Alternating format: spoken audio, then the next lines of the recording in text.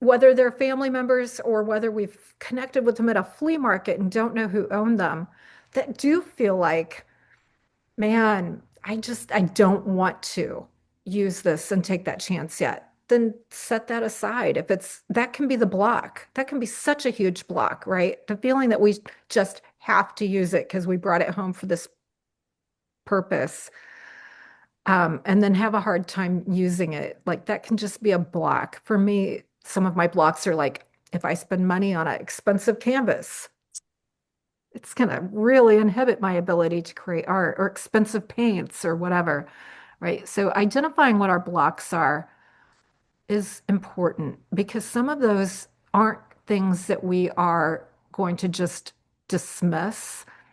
It's that we need to learn to live with that, knowing that this is going to prevent me from feeling free in the studio.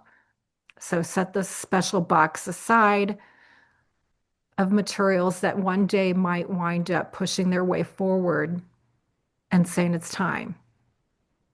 But then also there's going to be a whole lot of stuff that you look at that you're thinking, like you could just say like, oh, if I hadn't pulled this out of the pile in mom's estate, it would have went into a dumpster. Nobody else would have wanted this little scrap of material, you know, in whatever way. So giving yourself permission for your own experience to be more important. Um,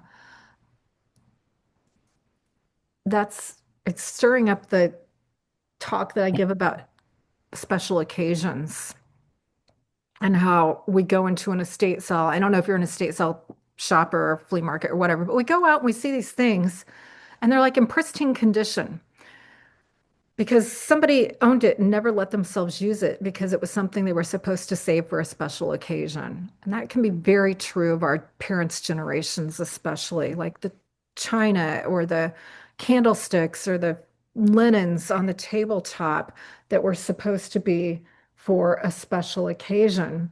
Sorry, that do not disturb. All right, turn off my ringer. Okay. And then what happens is they wind up never getting taken out of the closet and appreciated. None of the offspring wanted these things. They don't have room for them. They don't connect with their style or whatever. And so they're sitting in an estate sale.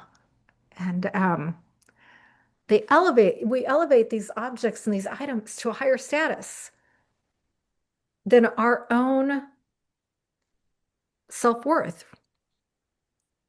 Like, I'm just never going to have a dinner party that's going to be that special. Maybe I should get this stuff out and use it today and just call myself the special occasion. Like we are the special occasion, but we didn't grow up with that message. We are the special occasion. Your art making is the special occasion. And whether it is a work of art that you feel wildly excited about and that you could show in a gallery or not, that's the icing on the cake of that special occasion.